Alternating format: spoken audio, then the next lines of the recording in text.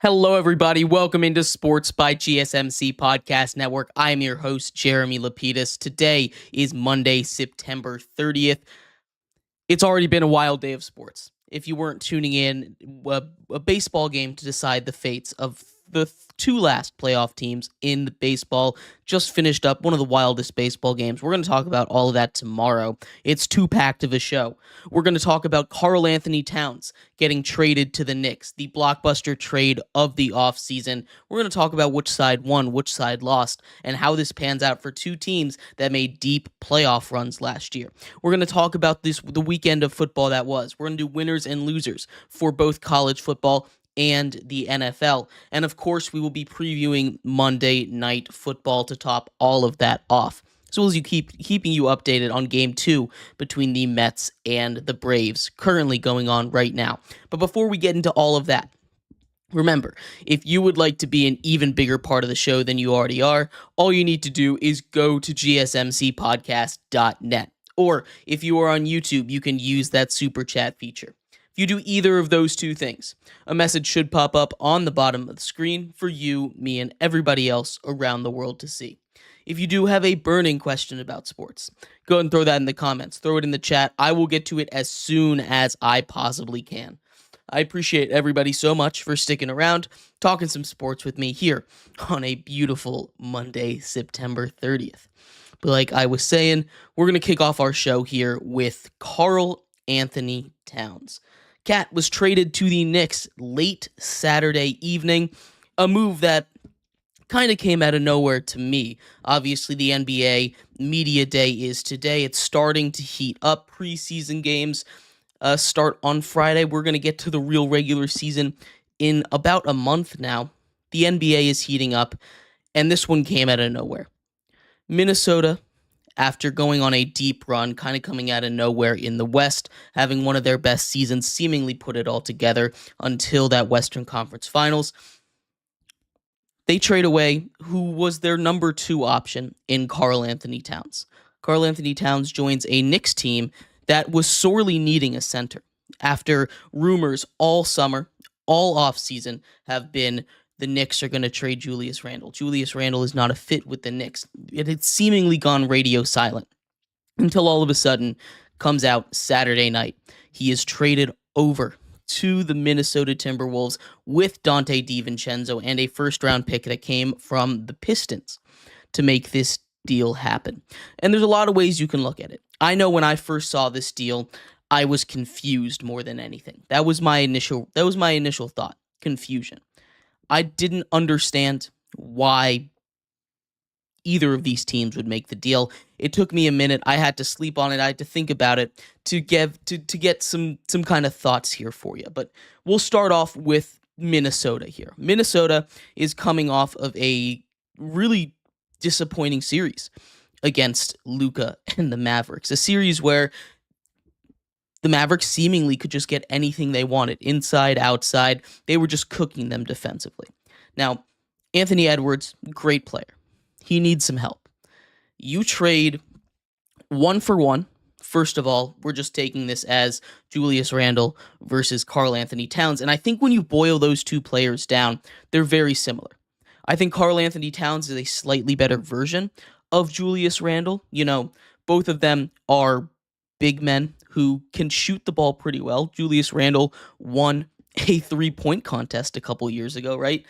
These are both big guys that can kind of come out and really stretch the floor. And for the Knicks, if they weren't going to have Julius Randle, fit into their future plans, being able to get a big man, especially with, Mitchell Robinson being out of the lineup until around January, they were kind of cooked at center. They didn't really have another option. That's after losing Hartenstein in the offseason. They didn't have anybody to fill that gap. They were probably going to have to play.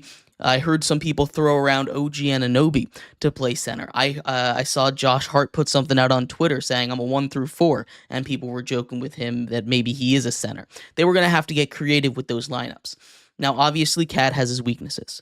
And again, the New York Knicks, what they did this offseason is they went out and they got the Celtics killer lineup, right? The biggest weakness for Cat is his defense. The Knicks' perimeter defense, especially, now that they've added Cat, now, Against some of these more physical centers, some of these more traditional centers, I think they're going to struggle a little bit. But that perimeter defense is going to be elite. You go 1 to 4. Jalen Brunson, not the greatest defender, but OG Anunoby. You get Josh Hart in there, and of course, the trade for Mikal Bridges, 2 arguably top 5 perimeter defenders in the whole league, at least definitely at their respective positions. That defense will be fine. They're going to be able to handle the less of a defensive role that Cat can have. And when you boil it down to it, the biggest complaint about both Cat and Julius Randle, and we'll get to the Donte DiVincenzo part of this all in a little bit, but biggest complaint about both of them, and the reason why I think they're such similar players, is because the biggest complaint is they disappear in the big moments. We saw it happen to Cat recently. Julius Randle was hurt for this playoff run, but in the previous playoff run, he kind of disappeared. This is, I feel like, kind of fair. Now, you look at the salary kind of situation, and obviously, Julius Randle doesn't carry the same salary as Karl Anthony Towns, which I think is another big motivation for why this trade happened. Obviously, Minnesota is a team that is really flirting with that second apron. Giving out that huge contract to Rudy Gobert does not help that. They had to move off someone, and Cat was the one they were able to move off. And again, I think the trade between Julius Randle and Cat are very similar. You also add, if you're Minnesota, Donte DiVincenzo, a guy who shot 40% from 3.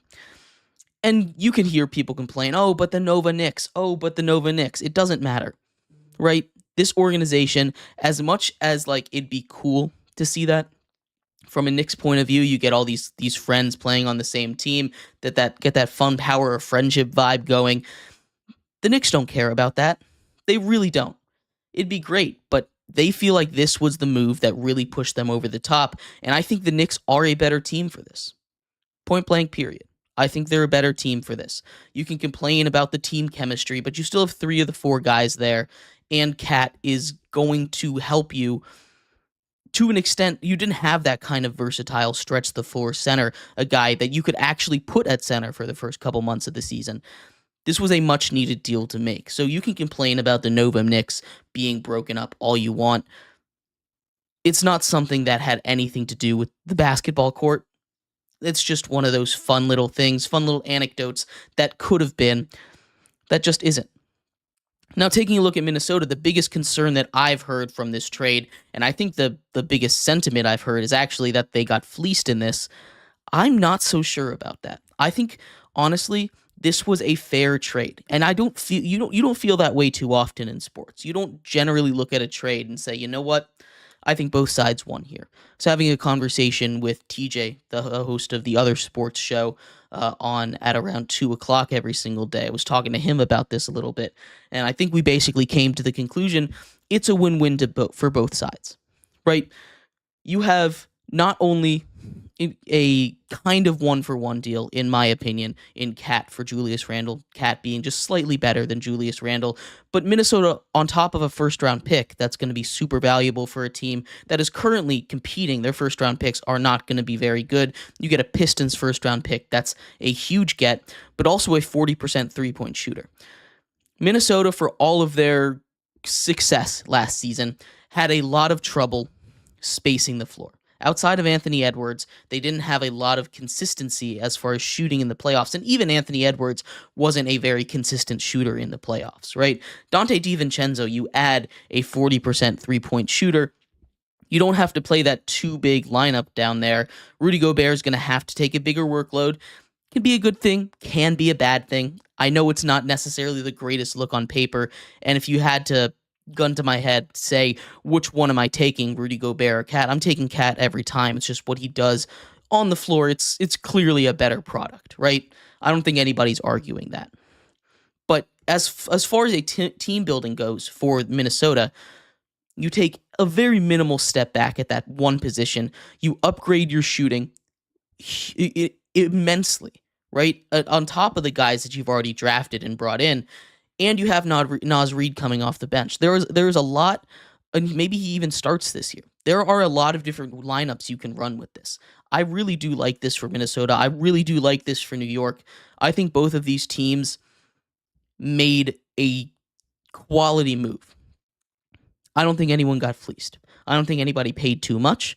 I don't think anybody really paid I don't think anybody really paid too little. I think this is a very fair trade, and while I don't think it really puts either of these teams higher than they were before the move as far as level of competition, I don't think it takes any of them backwards either. I think if you were looking at the Knicks team before they added Cat and you said, this is a team that could potentially make a run for the Eastern Conference, I don't think this changes it. If you look at Minnesota and you say, hey, I think this is a team that could potentially make a run for the Western Conference, this doesn't really change it. And I think that's where both of these teams stand currently. So it's an interesting way of looking at it, right? Andre asks, what side of the trade do I like more? If I had to pick one and run with it for the rest of it, I think I like the Minnesota side just a little bit more.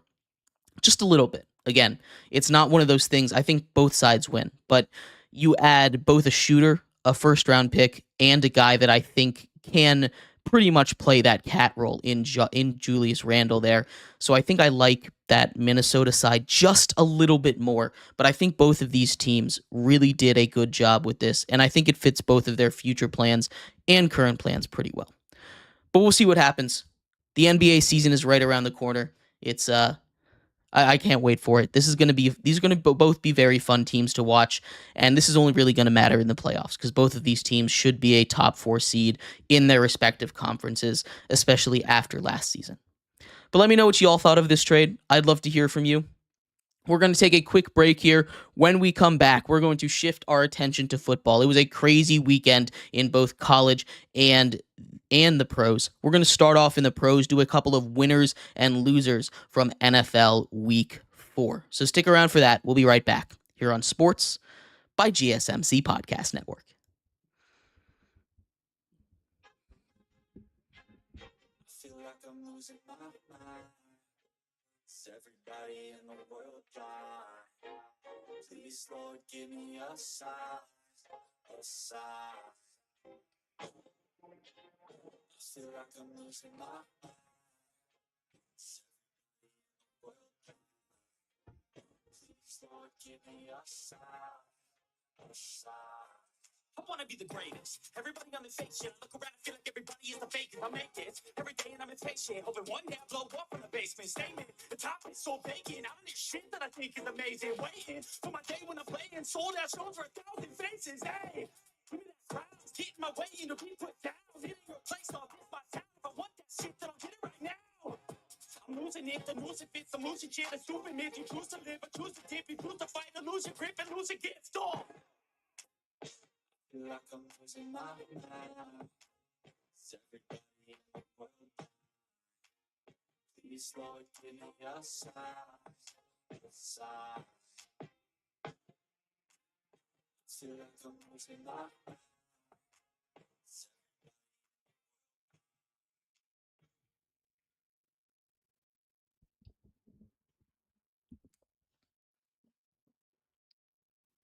Welcome back to Sports by GSMC Podcast Network. I'm your host, Jeremy Lapidus. Today is Monday, September 30th. If you're just tuning in, we just finished breaking down the Karl Anthony Towns, Julius Randle trade. Huge blockbuster just a couple of days before the season starts. Media Day is today, of course. Real quick update before we continue our show. In baseball, we obviously had the Mets win 8-7 in crazy near walk-off fashion on the road to secure their playoffs ticket. The Braves are currently fighting for theirs. If they win, they're in. If they lose, the Diamondbacks are in. Currently tied at 0 in the bottom of the second. 1 out, man on third. Braves up to bat. In this segment, though, we are turning our attention to baseball. Real quick, they just scored their run, 1-0 Braves. But turning our attention to the world of football. A crazy weekend in football, in both the college and the pro level. We're going to go through a couple of winners and losers from the pro level in this segment. But before we do that, remember, if you would like to be an even bigger part of the show than you already are, all you need to do is go to gsmcpodcast.net. Or if you are on YouTube, you can use that super chat feature. If you do either of those two things, a message should pop up on the bottom of the screen for you, me, and everybody else around the world to see. If you do have a burning question about sports, anything at all that you would like to ask, go and throw that in the comments. Throw it in the chat. I will get to it as soon as I possibly can. I appreciate everyone tuning in, sticking around, talking some sports with me here on a beautiful Monday afternoon. But like I was saying, getting into the world of football here, starting off with the NFL Week 4 winners and losers. And we're going to start off with the winners here because I think there were a pretty clear set of winners. And we're going to start off at number 5. Even though their team lost, Justin Fields is a winner. Going for over 300 yards is not something that the Steelers have had done since 2022. Steelers feels like the Steelers have found their quarterback. Justin Fields looked a lot better. There were a couple of mistakes he made in the game, but he was able to get the Steelers past that 20-point mark, which is something they'd been unable to do all season long. And even in a loss, he looked impressive. They were able to let him loose a little bit. He was able to recover from a poor first half and nearly complete a fourth straight victory. They fall to 3-1, but Justin Fields looked very good. He is in the winners section. Another team that didn't have its greatest 2 weeks in a row, I should say, but the Broncos defense specifically. The Broncos defense is in the winners section. They, for 2 straight weeks now, have held their opponent under 10 points. 2 pretty prolific offenses as well against the Bucs and Baker Mayfield, who just put up 33 against the Philadelphia Eagles. Absolutely trounced them. Against Aaron Rodgers this week, and I will say, to cut them out a little bit, it was rainy, disgusting conditions, and neither side could really move the ball. But still, that's 2 straight weeks with elite defense out of this Denver Broncos unit that outside of cornerback 1, they don't really have much. They don't have any guy that you point to and say, this is why the Broncos defense has been able to shut down 2 of the better offenses in the league in 2 straight weeks. And if they keep playing like this, as we saw, they barely need anything out of that offense. Barely need anything to get it going. And speaking of that offense, our first loser of the day was Bo Nix. As much as I want to commend him for a win, as much as I want to say, good job, Bo Nix, on getting your second straight win, I can't look at what he did. Even if you didn't watch that game, if you look at the box score, he was awful. Through the first half, he completed 7 balls. 7 for 15 for -7 yards. He had negative passing yards on 7 completions in the first half. That is disgusting. And it didn't get too much better. He did throw a touchdown. He finished with 60 yards total passing. Not a very good stat line, but enough to get a win, right? You get a win, that's all that matters. Cortland Sutton finished with 60 yards receiving, which means everyone else that caught a ball, net 0. Everyone else that caught a ball, net 0. That's not how you want to run. That's not how you want to run an offense. And Bo Nix hasn't been super impactful this season. He's the first loser of the week. Catching up on losers here. Another loser is punt returners. 4 muffed punts in the opening window, in the first half of the opening window in this game. One of them ended up as a touchdown. It's not too often you get to see a punt a kick touchdown, right? That's not something you see too often. In fact, it cost the Saints the game there when Rashid Shaheed fumbled the ball into the end zone. There's been a lot of weird decisions made on special teams, and maybe you can say that's because they're putting a lot of focus on the new kickoffs, trying to figure out strategies for that. Whatever it is, the punt return continues to be a mess for a lot of teams. Lots of turnovers. Eagles had a couple of costly ones on there as well. They're without their main punt returner, Brendan Covey there. But still, lots of muffed punts throughout this game. Punt returners on the loser's side. Getting back to the winners, though, I want to talk a little bit about the Vikings. Sam Darnold has led the Vikings now to 4 straight victories. Arguably, they are the best team in the NFC.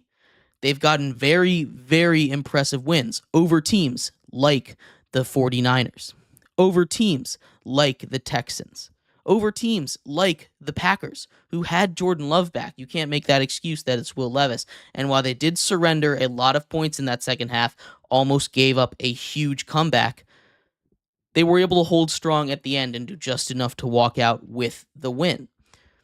Sam Darnold, I've heard a lot of people push for MVP. I think that's a little ridiculous, to be completely honest with you. I don't think he's number one. Maybe you can have that discussion. Maybe you can sit here and say, but he's won 4 straight games. His stats have been awesome. He's been protecting the football. He's not the MVP. But shout out to the Vikings for, in a year where it seemed like everything that could go wrong was going wrong in the offseason, injuries, off the field issues, nothing seemed to be going right, and they turned that into a 4-0 start. They're doing awesome right now. Shout out to the Vikings. Back on the loser side. Loser number 3, Deshaun Watson. Deshaun Watson, I will give him a little bit of credit here. It wasn't his worst game. He had a beautiful throw to Amari Cooper, bounce off of his chest, get intercepted. A beautiful throw that turned into a touchdown to Amari Cooper, get called back because of kind of a phantom holding penalty. But what he's done when he was driving down the field sealed the game. 4th and 2, takes a sack in the red zone. You can't do that. You at least have to give your guy a shot. He had a long time to put the ball up. You cannot take a sack in that situation. There were screenshots of a bunch of open guys. I don't blame him for that. Pressure in his face. The entire offensive line collapsed, and maybe it's more on the Browns' offensive line as a whole. But talks of benching Deshaun Watson are louder than whispers at this point. And I know, for one, I'm someone that's been pushing for that for a while. I think this is a Browns team that's better with Jameis Winston at the helm. News of Nick Chubb coming back. You make a switch. You make a switch there. He opened his practice window as of Wednesday. He will be practicing. That's what Kevin Stefanski just said. I think it's time to make a change at quarterback because the Browns need to make something desperate. They need to make a big move. Something needs to change drastically if they want to make a playoff run this year with the way that their team is going.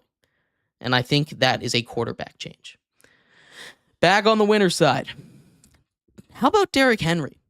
199 yards on the ground, 2 total touchdowns, nearly 3 fumbled at the goal line that was recovered by Pat Ricard. Glad he gets a little bit of a touchdown. Starts off the game with an 87-yard touchdown, the longest touchdown in Ravens history. Just his 3rd longest run ever. Of course, he had that 99-yarder back when he was on the Titans. Derrick Henry is an ageless wonder. Age 30, that's usually where, according to science, we see that drop-off of running backs at age 30. We're sitting here now. He leads the league in rushing, averaging 120 yards rushing a game. His rushing total has gone up every single week of the season. And I think that specific trend is going to go forever? No. You can't expect him to rush for 200 plus yards every single game this season. But what he's been able to do, he is unstoppable. He ran 21 miles an hour on his first touch of the game, outrunning safeties, outrunning corners. He weighs 250 pounds. And he is running faster than some of the fastest people in the NFL. It's insane to me what he's able to do at his age, as at a position when he's taken so many carries, over 2,000 carries in his career. He's just a different beast. Derrick Henry, number 2 winner of the week. Number 2 loser is the Bengals defense. 2 straight weeks where they seemingly cannot get stops. Obviously, they literally got 0 stops against the Washington Commanders. But against the Carolina Panthers, a team that, granted, they did look better. They do look a lot better with Andy Dalton. They're able to push the ball downfield a little bit. They were hanging on for dear life. That offense, that offense for the Bengals is one that is really good. 30 points a game in each of the last 3 weeks is incredibly impressive, and it should be enough to win football games. It really should be. It just is not a guarantee with this team. They get their first win. That's huge for them. Maybe they can turn it around. But I'm not too optimistic about this Bengals team with that defense. Andre says, Mark Andrews, another game of him being non-existent. Yeah, you're right. This is a Ravens team that, to be successful, this is going to have to be a Derrick Henry-led offense. Why Mark Andrews? Just is not catching the football? I don't know. I know Isaiah Likely looked really good at the end of last season. I don't think he should have been taking all of his routes, though. It's an interesting thing. I think he'll rebound, but I'm not too confident about that. You can toss him in the honorable mentions for losers, absolutely. Another week, maybe the entire tight end position you can throw in there, because no one seems to be willing to do much this season. The final loser this week, biggest loser of the week in my opinion, is Jalen Hurts. His team is so good. The Eagles are so good, especially with the addition of Saquon. You see him break one of those big runs every single week, and yet every single week, he has been turning the ball over like a madman. You get the sense he is a guy that might match that Jameis Winston 30-30 season. He has been unable to keep the ball safe. If he doesn't turn the ball over 3 or 4 times, if he doesn't turn the ball over in this game in a couple of major situations, I'm not saying they win because I think the Bucs absolutely dismantled them, but it's at least a 1-score game. If he doesn't turn the ball over at the end of the Falcons game, they get into position to win the game with a Jake Elliott field goal. Again, not a guarantee, but they at least get a shot there. If against the Packers, and I know they ended up winning this game, he didn't turn the ball over a whole bunch, they wouldn't have had to have that crazy comeback in Brazil. This is an Eagles team that should be 4-0 right now. They survived a bunch of his turnovers against the Saints last week. This is an Eagles team that should be at least 3-1. They really should be. And I think a lot of that has to do with his lack of discipline, his inability to keep the ball safe. They have a bye week this week. They need it. They need to figure out what's wrong with him, and they need to make him have just safer decisions with the ball. That's it. He doesn't need to stop being aggressive. He just needs to be smarter with his decisions. That's it. And my number one winner, Jaden Daniels. As much as I wanted to praise Jaden Daniels after his incredible performance against the Bengals, we just talked about how their defense is one of the biggest losers of the week. This week, he went against one of the other worst defenses in the league, but still, doing that 2 weeks in a row, on top of what he's been doing all season, he now has the record, not rookie record, but NFL record for highest completion percentage in your first 4 starts. Period. No one has ever, in the history of the NFL, had an 80% completion percentage or better. He has an 82% completion percentage. He has led 23 scoring drives in his first 4 games. Crazy with the state of that Washington offense like it was last year. He has thrown 19 incompletions. That is a ridiculous stat as well. Jaden Daniels, well, what Cam Taylor-Britt said before the Bengals game was true. People have gotten on to him about that. He was right. It is a college-style offense. It's very simple, but simple doesn't equal bad. It really doesn't.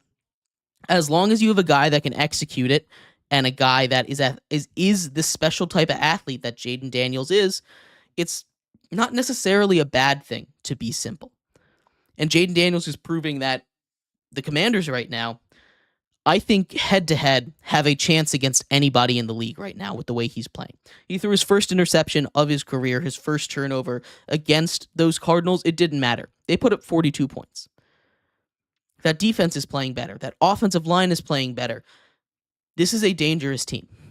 And Cliff Kingsbury teams always start off hot. We saw that with the Cardinals a whole lot when he was the head coach over there.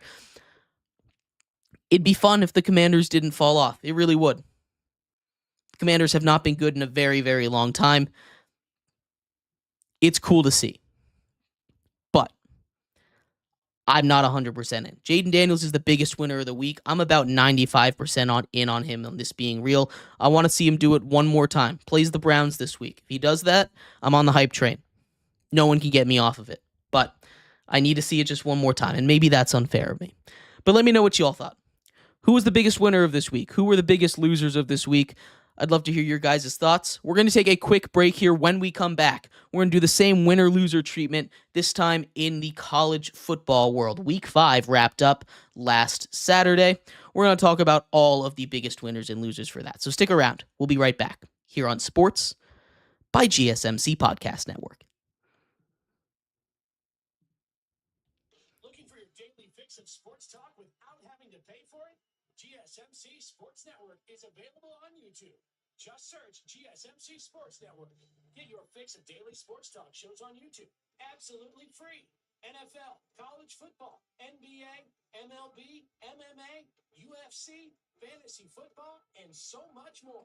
GSMC Sports Network has shows running all day long, with new sports shows starting every 2 hours. Just like on your favorite cable sports channel, except GSMC Sports Network is absolutely free. Just search GSMC Sports Network on YouTube to catch one of your new favorite shows, like the GSMC College Football Podcast, Chip Shot Football Podcast, Hoops and Heels Women's Sports Podcast, GSMC Basketball Podcast, and so many more.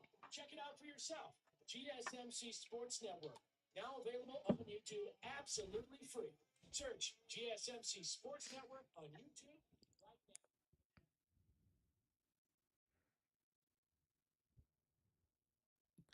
Welcome back to Sports by GSMC Podcast Network. I'm your host, Jeremy Lapidus. Today is Monday, September 30th, and if you are just tuning in, we just went over the biggest winners and losers of the NFL Week 4. In this segment, we are going to get into college football winners and losers, but before we do, real quick update on the playoff game that is taking place in the MLB. Atlanta Braves up 1-0 in the bottom of the third. One out, Marcell Ozuna up to bat.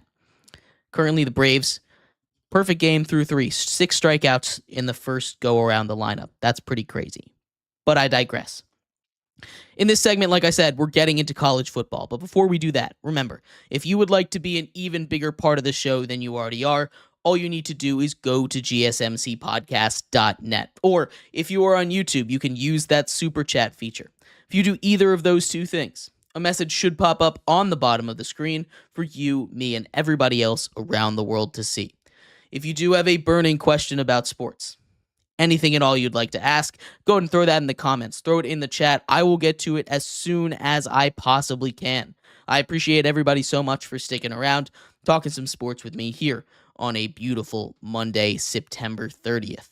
But like I was saying, getting into the winners and losers of a wild college football Week 5. That's 6 winners, 6 losers for you here. We're going to start off in the loser category for you. At number 6, it's Georgia. And I didn't want to punish them too much. I wanted to punish their start a little more because they really turned it on in the second half, right? That was an instant classic, the game between Alabama and Georgia. We had a lot of good come out of both sides, but I'm a little concerned for Georgia. Alarm bells, you can kind of hear them off in the distance. They're not here yet. You hear a little bit of a ruckus. That defense, for as good as Georgia defense always is not the same elite Georgia defense that we're used to seeing. They have cracks. That offense, good, not great.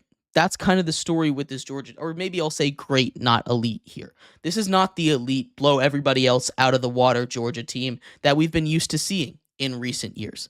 This is a very, very good Georgia team. This is a Georgia team that if you don't bring an A++ game, you don't have a chance of winning.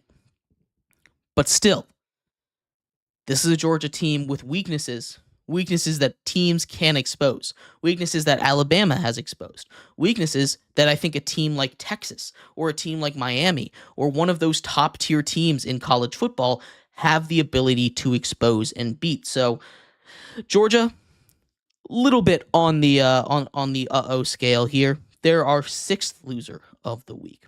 Winner number 6, though, coming from my alma mater, James Madison University, one of the best mid-major group of 5 programs in the world. Alonzo Barnett III.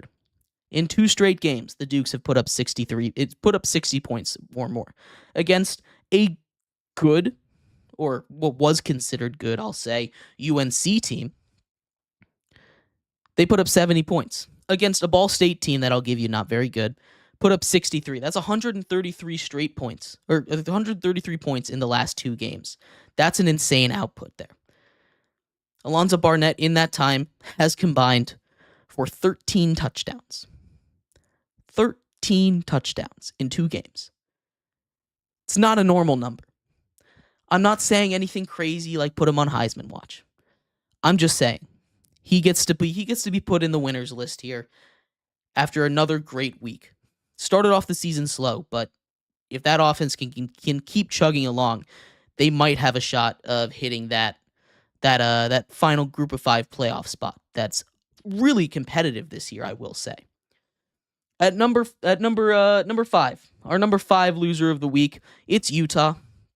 I mean, we didn't learn anything new about Utah this week, but the realization did come back that Cam Rising can't stay healthy. And if Cam Rising can't stay healthy, this is a team that does not stand a chance. This is a team that without Cam Rising, this is a team that without their starting quarterback has no offense. That defense is great, but it's not enough. They need to be able to score points. They need to be able to move the ball. And without Cam Rising, who seems perpetually to be injured, I don't know if he'll ever be healthy. He's going to continue to be a game day decision. Utah is a big loser until they can get him back. And I'm out on that team until they do. Winner number 5 is Colorado, the most impressive game we've seen out of Coach Prime's squad since he made the jump up to Colorado. We haven't seen him come out and play a game like that, a complete game, defensively, most importantly, is what we're seeing. Now, I know it wasn't the greatest opponent, but it was a solid opponent there. They went out a game they were favored to lose by 14 points, and they dominate. That was the most complete game we've seen out of Dion's squad. Coach Prime finally looks like he's getting stuff together, and rather than it being just hype, there's a shot that this team could make some noise in the Big 12. They're not quite in the top 25, but if they keep playing like they did last week, which was by far their best week as a team, and that's the most important thing, there's a chance that they could make some noise when it comes later down the road this season. Loser number 4, we talked a little bit about it, but it's UNC. The Tar Heels have lost 2 straight brutal games, giving up 70 points to James Madison University. Not a good look. Head coach Mac Brown talks about retirement immediately after that game. Then blows a massive lead to rival Duke. A game that they could have sent Duke out of that undefeated section, and they blow it there at the end. UNC is a team that has a lot of good, but has a lot of holes. They don't have a quarterback that they can rely on. Play calling down the stretch, especially in that Duke game, was not very good. The defense, while it can show up big in moments, has not been nearly consistent enough. They need to be able to close out a game like that. Week 1, they almost blew a game as well. They ended up winning on a missed field goal as time expired. They've played a lot of close games, and they can't continue to do that if they want to survive. Winner number 4, UNLV. How about that? How about UNLV losing quarterback Matthew Sluka? Coming in, and it doesn't even matter. Their offense, dare I say, looked better. Their offense had the ability to go through the air with their new quarterback. That's not something that they were really able to do with Matthew Sluka back there. And we'll get to Sluka in a second because he's in the loser section here for very much the same reason. So I guess this can be a 2-for-1. But this is a UNLV squad that has 2 very impressive wins, and they weren't seemingly at their full strength. Now that they have a quarterback that can sling it through the air, not only are they one of the best teams on the ground, but they have that extra dual threat that makes them very, very dangerous as they continue to climb up in the rankings in the top 25 now. Big win for UNLV. Loser number 3, and this one's going to be a little abstract. Stay with me on this one. It's Liberty. Liberty had a game canceled due to Hurricane Helene. And real quick before we continue, I hope everybody out there is doing fine. I hope everybody gets all the help they need. Storm that ravaged the Carolinas, especially. A game that was supposed to be held in Boone, North Carolina. Streets were flooded. Whole cities were basically wiped off the map. It's awful over there, and I hope everybody gets all the help and assistance that they need as quickly as possible. But Liberty's a big loser here, not only because of the way their fans reacted to this. I don't know if you saw this, but when the game was announced that it got canceled, wasn't going to get rescheduled, they said that App State was just ducking them.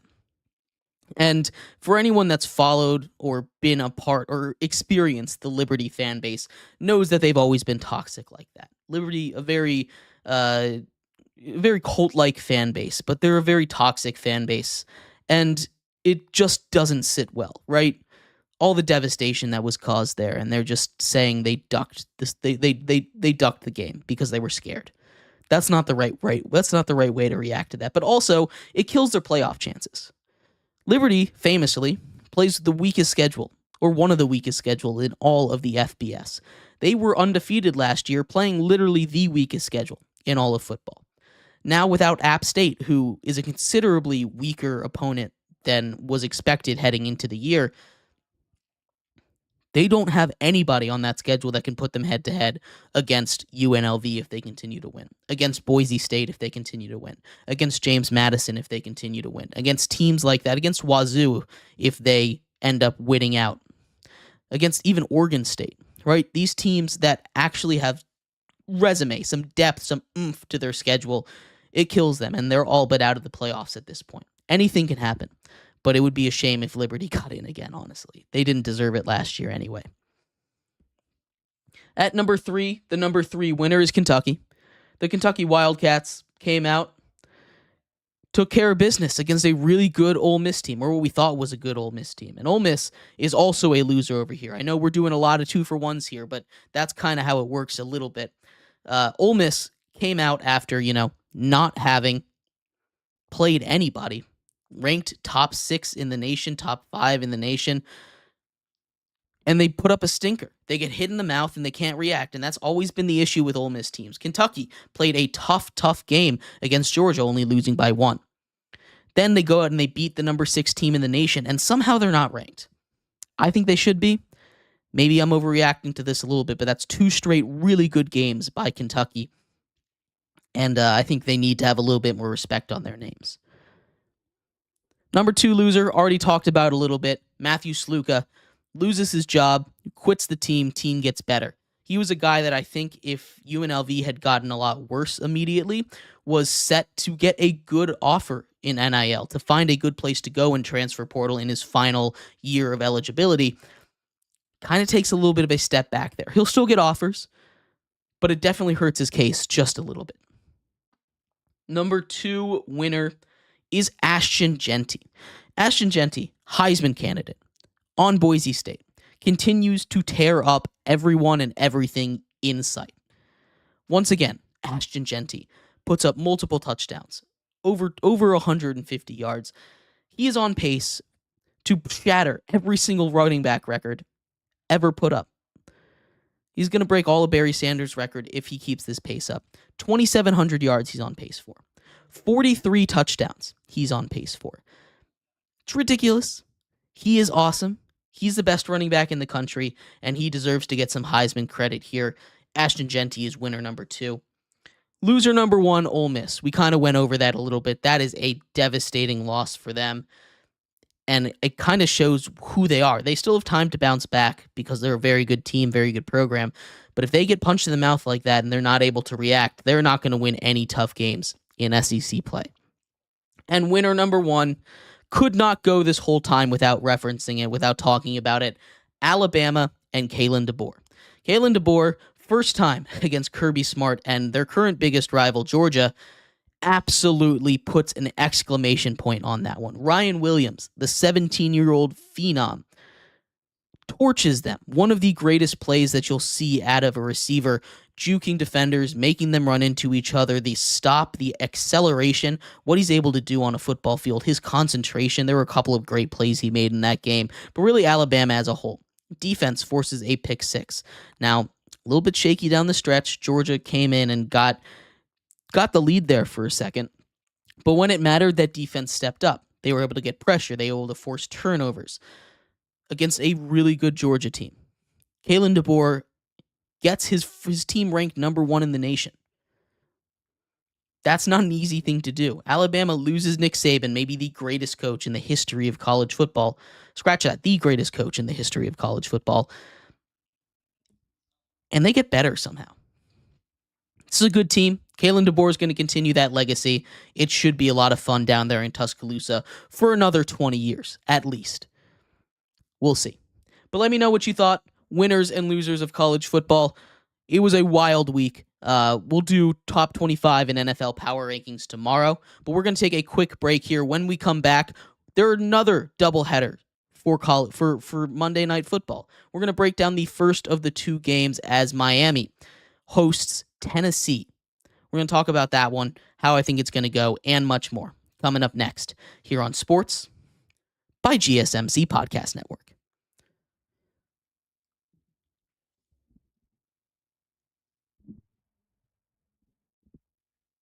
For the best and latest podcasts available anywhere, go to the podcast app on your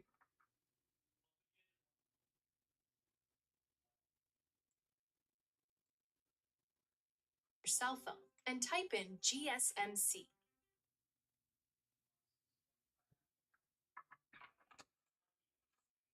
To access free content-rich podcasts on health and wellness, book reviews, sports, entertainment, relationships, social media, movies, technology, finance, and even weird news. Subscribe and download the GSMC Podcast Network's family of shows, available everywhere podcasts are found.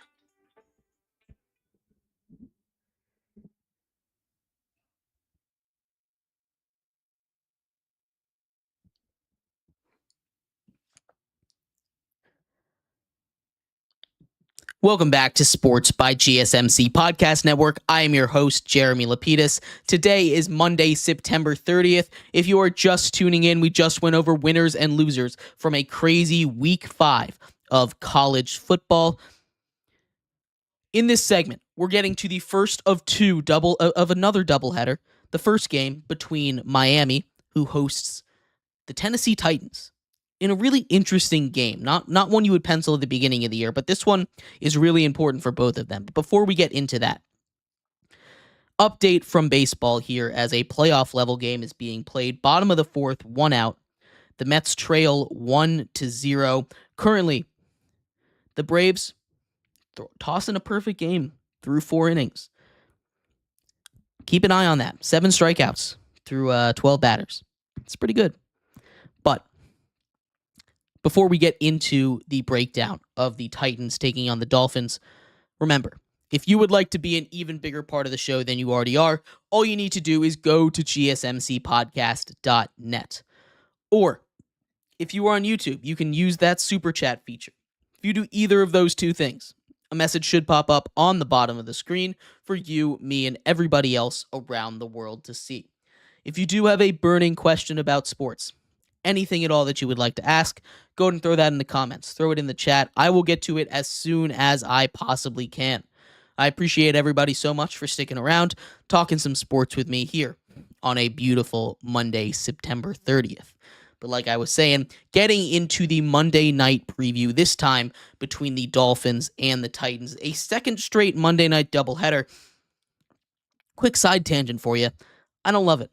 I wish there was just one game. It's hard to watch two, especially when they're both going on at the same time. I don't know what your guys' thoughts are on that, but I'm not the biggest fan of the double headers. I don't hate it, but it's not my favorite thing. Regardless, the Tennessee Titans, Will Levis, a struggling Tennessee Titans team, coming in with a record of 0-3, head down to Miami to take an equally struggling Miami Dolphins team who start off the season at 1-2. Obviously, the big story with the Dolphins is they don't have their quarterback. What are they going to do at quarterback? Skylar Thompson clearly was not the answer last week in an absolute beatdown that they took from the Seattle Seahawks. And as much as the Seahawks are good, a lot of that was the Dolphins being bad. Not being able to move the ball offensively, not being able to get it to the hands of their playmakers, not being able to run that full offense that Mike McDaniel, getting confused with the Seahawks coach over there, had him on the brain. That the Dolphins offense likes to run, right? Now they bring in Tyler Snoop Huntley. Snoop Huntley, a guy who made a Pro Bowl, as fluky as that was a Pro Bowler a couple of years ago with Baltimore, has played in high leverage games in the playoffs, And most crucially, I think, for this game and for the Dolphins, while they wait for Tua to come back, he has that extra element of being able to run the ball. We see how important that is every single time Lamar Jackson steps on the field. Every single time Jaden Daniels has stepped on the field in the last couple of weeks. We see how important that threat of the run is, and Tyler Huntley, Snoop Huntley, has been huge, has the ability to do that, has stepped in for Lamar Jackson and done admirably in his place. He's a guy that I think can run this Miami Dolphins offense effectively. It's not going to be as many deep shots. It doesn't need to be. He just needs to be able to escape from the pocket when he needs to. He needs to be calm, and he needs to not turn the ball over. Those are all things that Skylar Thompson was not able to do last week. We've seen him be able to run this offense in the past. I thought it'd be okay. But Tyler Huntley, again, adds that extra layer of the run game, something that the Dolphins have really been laying into early this season. We see a large helping of Devon Achane every single game, seemingly. Not that I hate that. Not that I think that's a bad thing.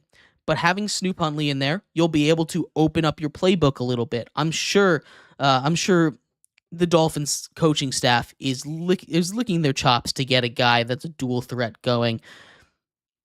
They haven't been able to do that. They're one of the most creative coaching staffs in the league. I think it'll be a lot of fun to watch. Now, that Titans defense, as much praise as I'm putting on the Dolphins, and as much as I do think this is I won't say match made in heaven, but a much better quarterback situation for the Dolphins than they had last week, the Tennessee Titans defense is really good. Do not go underestimating this Titans defense because of how bad that team has been as a whole. That defense has one of the best interior pass rushes in the entire league. They went out and they got a couple of corners. One of them's injured, but still, they have a very good secondary as well.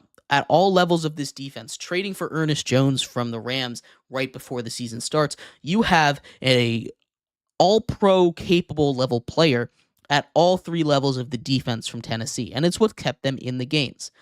What has lost them the games is exactly what I talked about with Jalen Hurts when we went through our winners and losers with the Eagles.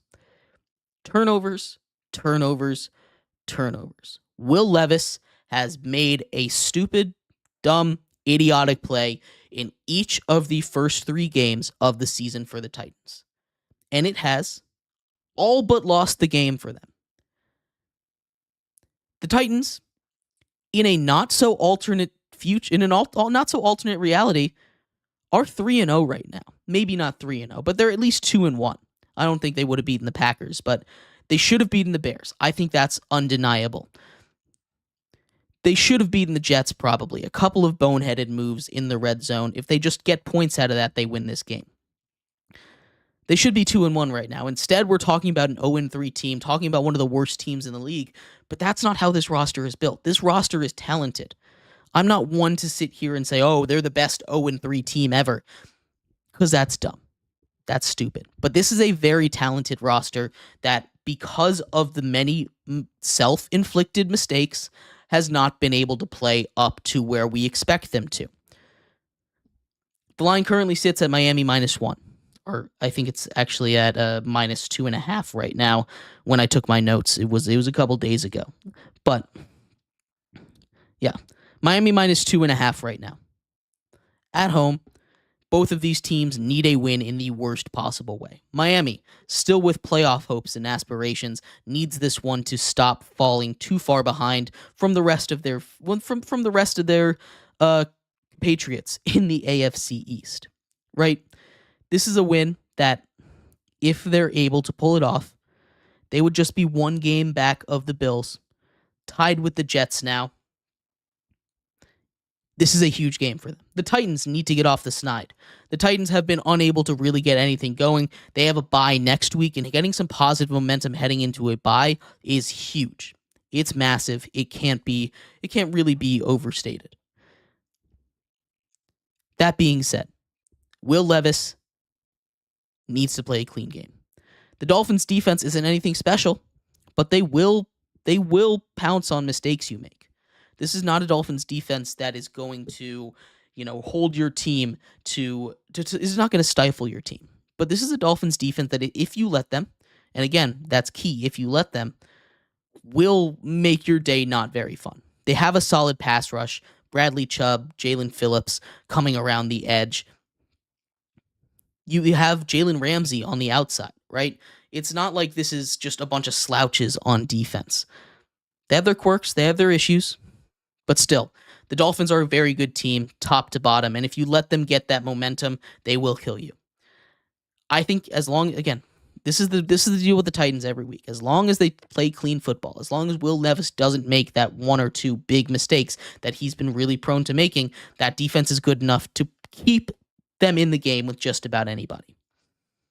I don't trust Will Levis until I see it.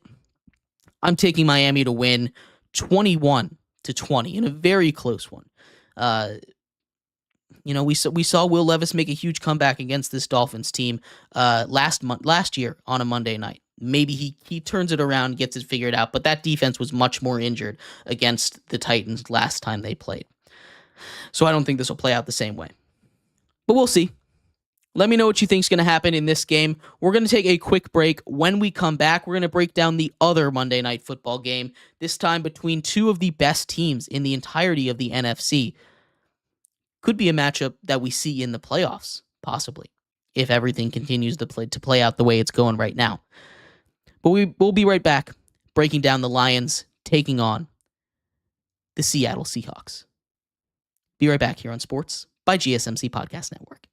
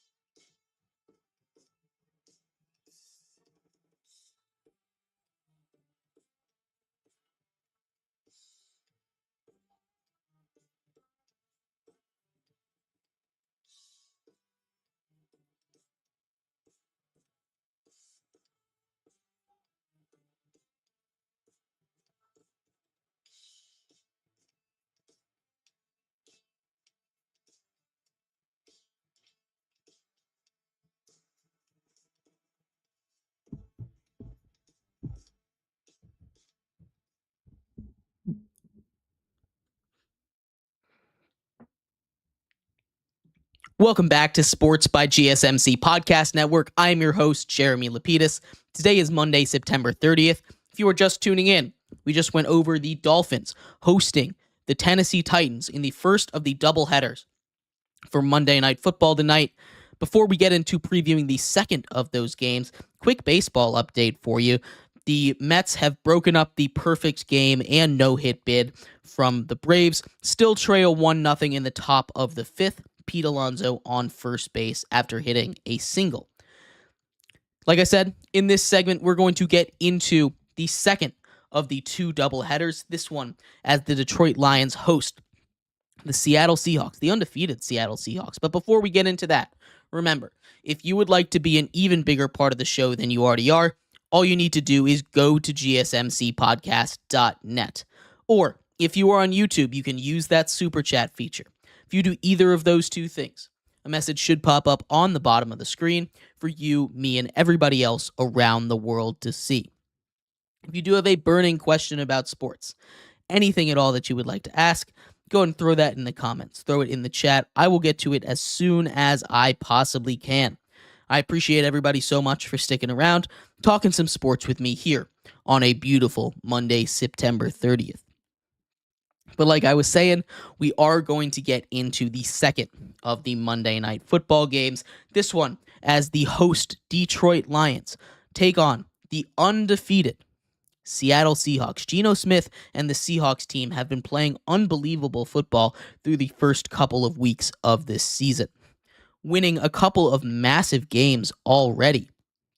The Seahawks have taken down teams like, not super impressive, the Broncos, the Patriots, and the Dolphins. But they've done it looking really good. Those three might be some of the worst teams in the league, but they've been really good looking. They've been really good looking against these teams, right? They've dominated these games that they're supposed to dominate, and that is impressive. Some people are saying the Seahawks are one of the best teams in the NFC right now. This is going to be a clash to prove whether or not they belong in that conversation. The Lions, after making the NFC Championship game last year, I think undeniably are in that conversation. They did lose one to the Tampa Bay Buccaneers 2 weeks ago, but that being said, they still have proven to be a very, very good team. They were able to get off the schneid, beating the Arizona Cardinals last week in a lower scoring affair than you might expect against the Arizona Cardinals. But that defense does its job. That defense holds up against a very good offense in the Arizona Cardinals. See if they can do it again. Obviously, the biggest thing with the Seahawks here is Geno Smith has not turned the ball over. And I hate to harp back on that fact again, but it's such a massive, massive thing in the game of football. Turnovers are what makes the difference in most football games, right? Geno Smith has been incredibly accurate. Probably, if you just look at on-target rate, the second most accurate quarterback behind Jaden Daniels. Jaden Daniels, who has been otherworldly accurate. But this is a team that plays within its strengths. It knows what it's good at, the Seahawks. They know what they're bad at, and they are just going to grind away at you, right? They don't have Kenny Walker, who's been their big play guy in the run game. Zach Charbonnet's been able to fill in pretty solid for them. You have DK Metcalf on the outside. You have JSN, who's kind of stepped up and taken a wide receiver 2 role with Tyler Lockett fading back to that wide receiver 3 now. That is one of the best receiving cores in football. The Lions, while their defense is much improved, no doubt about that, they still have their issues. A lot of young players. Marcus Davenport, who was eating up offensive lines in the first couple of weeks of the season, is out for the rest of the year after getting injured in in week 3. That is a huge loss for them. He is a guy out next on opposite side, of Aiden Hutchinson that played such a crucial role for them. Being able to get pressure, being able to take some pressure away from Aiden Hutchinson, who himself has been awesome, had 5 sacks in a game. That's not a normal thing for someone to be able to do. But still, this is a very good Lions team. Alex Anzalone has been awesome, moving all around the defense as like the face of it, the leader in that linebacker room. And getting to that offense, obviously they're going to feed you a heavy diet of the run. And that's something that Seattle's been solid against this year. That was one of their bigger weaknesses last year, but the addition of Byron Murphy, the addition of new head coach Mike McDonald, former defensive coordinator of the Baltimore Ravens, has really helped their scheme. And that's going to be the key. Are the Seattle Seahawks going to be able to shut down the run? Are they going to be able to take the brutal punishment of a David Montgomery and then react to the speed of a Jahmyr Gibbs? That's going to be the question. The Lions, they'll get theirs through the air. They're fine through the air. They haven't been elite through the air like they were last week. Laporta's been hurt and has taken a step back. Amon-Ra, while he's still been really good, hasn't been that focal point. It's been the run game. That's always what it's been with the Lions. Can Byron Murphy, can the defensive line of the Seahawks slow down that very, very good run game and very good offensive line of the Detroit Lions? And again, that's what it's going to come down to. Right now, it's a 4.5 point spread in favor of the Lions at home. It's a lot of points to give against a good Seahawks team. Again, the Seahawks haven't really played anybody yet, and that can be a criticism of them. But taking care of business against bad teams, like the Seahawks have done, is something you're supposed to be able to do. That's something a good team's supposed to be able to do. It is in question who wins this game. I think this is much more of a toss-up than I think a lot of people think. I think both of these games will be very, very close. My personal score prediction is Detroit claws a victory out of this one, winning 27-24, very similar to the way they won week 1 in overtime on that Sunday night football game. Not going to be a very comfortable win, but when it matters most, I think they're going to be able to play bully ball against this team and get what they need. This is a Seahawks team that I do think is, I don't think they're one of the better teams in the NFC. I think they're definitely top half of the NFC, definitely playoff contenders. But I don't think I was talking to some people. They were saying the Seahawks top 3 in the NFC. I don't think that's fair. I don't think that's accurate. I know they're 3-0, but record doesn't mean everything. We've seen that with some teams, fluky records. You can think back to the Steelers back when they started off 9-0-1, ended up losing to the Commanders, and then lost the rest of their games, limped their way into the playoffs, got killed in that first round, right? Record isn't everything. Part of it's getting lucky, part of it's getting good. And I think getting lucky has been a big part of the Seahawks' first couple weeks against not great teams, but that doesn't mean they're bad. Good teams beat bad opponents, good teams find a way to win, and the Seahawks have found ways to win. I don't think it continues tonight. I think Detroit ends up beating them in a close one. Detroit wins 27-24.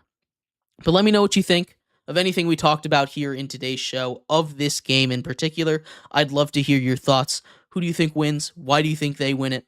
But thank you, everybody, so much for tuning in to today's episode of Sports by GSMC Podcast Network. I've been your host, Jeremy Lapidus. Tomorrow's Tuesday. You know what that means? It's Ranking Tuesday. NFL Power Rankings. NCAA Top 25. Group of 5 Top 5. And a very special for the MLB playoffs. We're going to break down the whole postseason tomorrow. As it begins, it'll actually start before our show begins, but we'll get a little bit of our foresight there, and we'll talk all about it. So make sure you tune in tomorrow. Big show. Can't wait to see you all then. You all have a good one. Bye-bye.